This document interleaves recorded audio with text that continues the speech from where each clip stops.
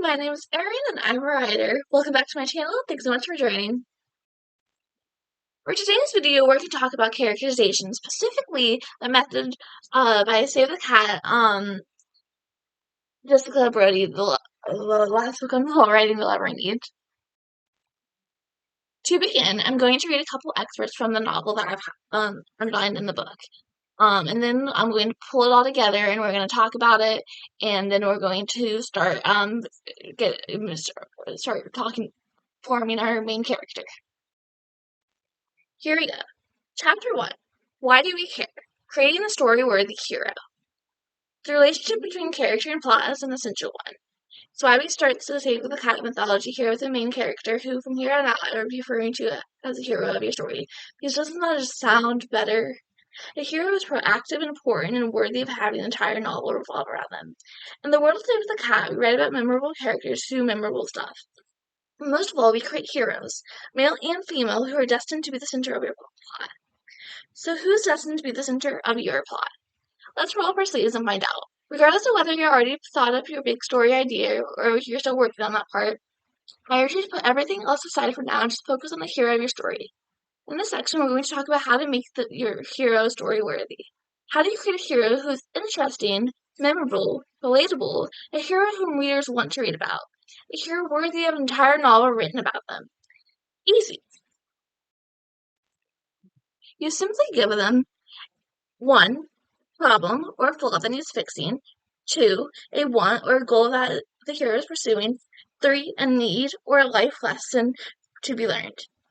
If you think about these 3 things up front, your hero will automatically start to take shape before your very eyes, and it'll be much easier to start into your plot later on. Okay, so for that first part, we want to focus on a problem, a want, and a need. I'm going to jot that down. I'm taking notes as we go along.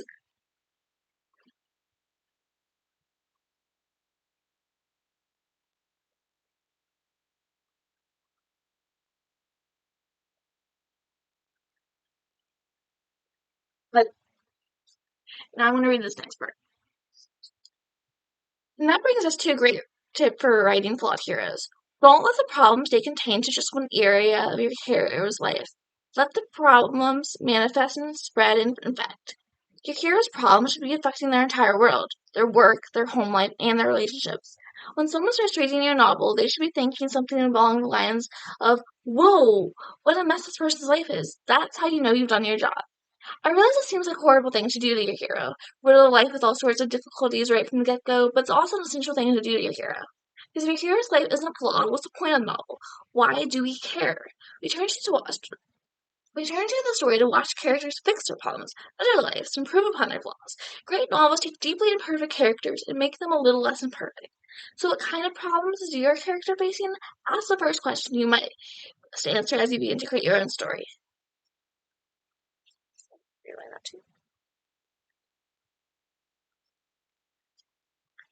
But it's not enough for your hero to just have flaws. Your hero also has to want something badly, and be proactively trying to get it. Your hero knows they've got problems, or maybe they don't know, and that's one of the problems.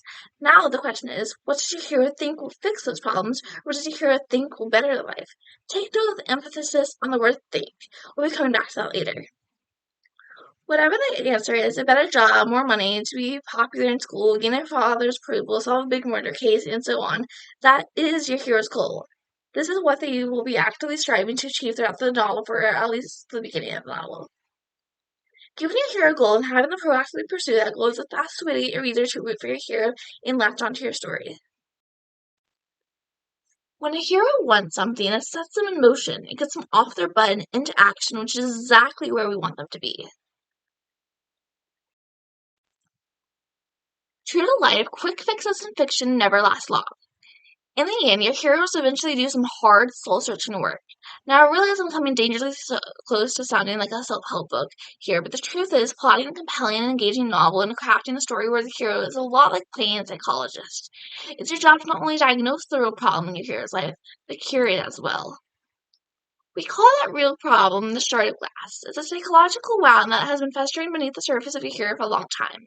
The skin has grown over it, leaving behind an unsightly scar that causes the hero to act the way they act and make the mistakes that they do. Flaws. You, as the character and creator of the world, have to decide how that shard of glass got there. Why is your hero so flawed? What happened to them to make that way? And most importantly, what will really fix your hero's life? What does your hero actually need? This is the third and biggest question you'll have to ask yourself as you start to develop your novel. This is the crux of your story. This is the real stuff that great stories are made of, and this is what readers are really looking for when they pick up a book.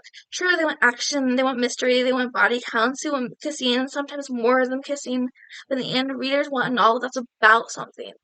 What do I mean by that? I mean, what's the point of the story? What does the hero really get out of it? Why this hero for this story?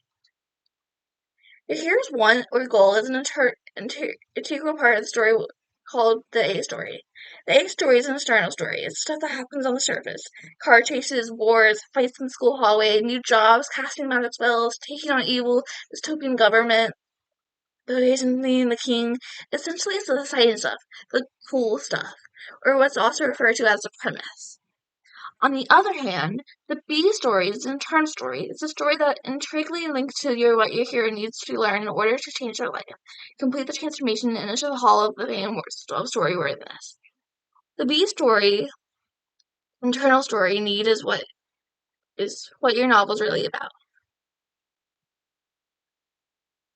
So basically,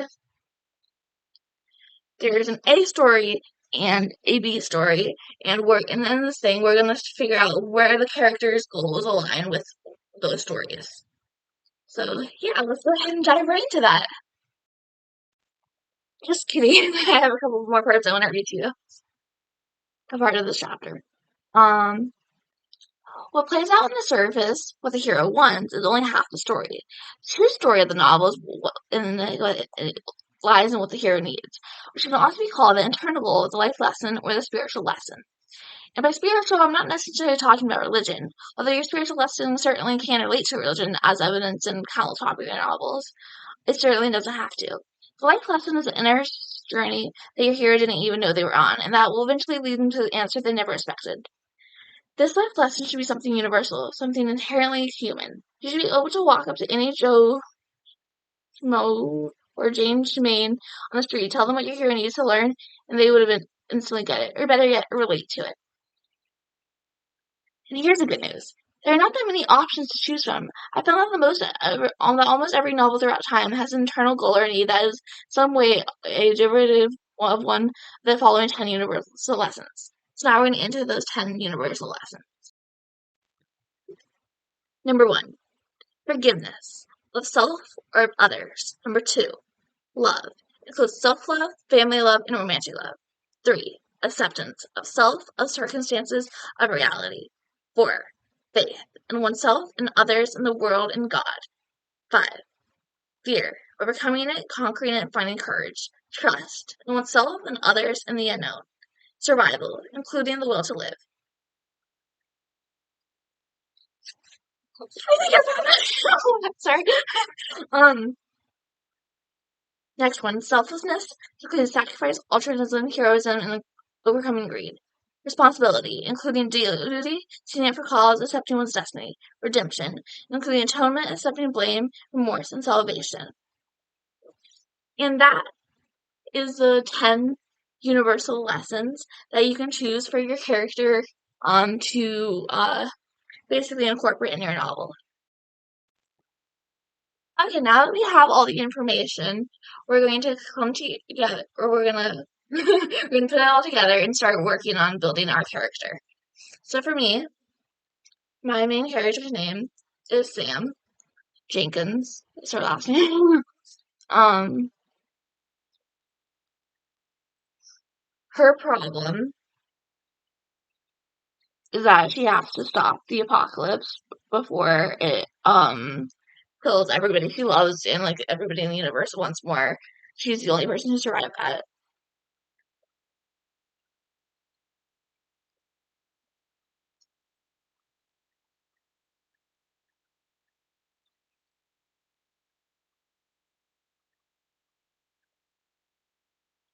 Her want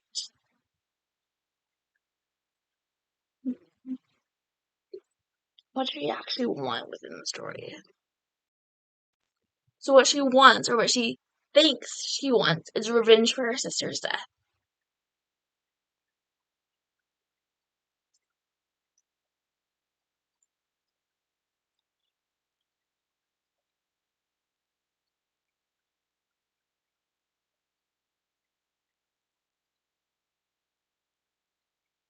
Okay.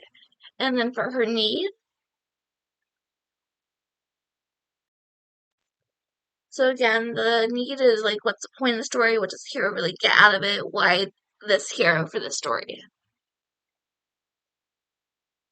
So, or in this case, it's gonna be like what she thinks she needs. She thinks she needs. She thinks she has. She think. She thinks she needs just. So what she thinks she needs is to distance herself from everybody and from the apocalypse and from the people involved in it and from the end of it. But what she really needs is closure for everything that she's been through and everything that's happened to her. The universal lessons that she learns is going to be survival, forgiveness, and acceptance. Here's an exercise you can do according to the book to help you check your character. Who is the hero of your story? What is their big problem or flaw? Bonus points if have more than one. Remove flaws start internally from the metaphorical shard of glass and manifest into external problems in the hero's life. How is this problem or flaw affecting your hero's life or world? What is causing this problem or flaw with a shard of glass? Time to psychoanalyze Dr. Author. At the start of the novel, what does your character want? What is your goal? What do they think fits your life? How has your hero been actively pursuing this goal? Why haven't they achieved this goal yet? This roadblock can be internal and external or both. What does your hero actually need? What is your life lesson? What will really fix their life? And then you can check your side by saying, does your chosen hero change more than any other character in the novel? Is your hero's problem or flaw specific? Does the hero's problem or flaw create a desperate need for change? Is your hero's goal tangible or concrete? Will we as readers know when or if they achieve it? Is there something standing in the way of your hero achieving that goal? If not, the goal is too easy. Is your hero's need or life lesson universal? Would a random person on the street understand it? So there's a couple questions you can ask yourself as you're creating your character. I think I'm going to go ahead and continue working on my character, figuring out my A story and my B story and how it aligns with my character's goals. And that's going to be all for today's video. Thank you all so much for watching, and I'll see you next time. Bye!